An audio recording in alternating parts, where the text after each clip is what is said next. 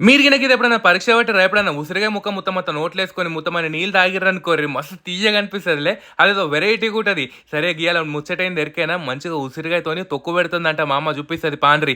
ఉసిరిగాయతోనైతే దునియా బరికే benefits ఉన్నాయి. Health benefits అయితే అసలు చెప్పక్కర్లేదు కదా! మంచిగా తేనెలు నానబెట్టుకుంటారు, ఉప్పు ఏసి ఎండబెట్టుకుంటారు, మస్తు రకాలుగా చేసుకుంటారు. పులిహోర బి చేసుకుంటారు. నేను ఈసారి చూపిస్తా తియ్యుర్రి గాని.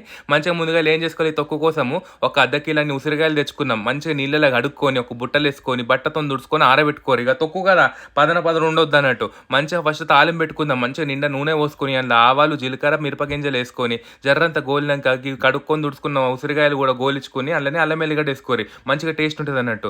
ఆ సల్లగాయలోపు ఒక కప్పు ఉప్పుల ఒక కప్పు కంటే జర్రంత ఎక్కువ కారము, పసుపు, జర్రంత ఆవాల పొడి, మెంతి పొడి మనం మంచిగా ఫ్రెష్గా వేయించుకున్నాం అన్నట్టు.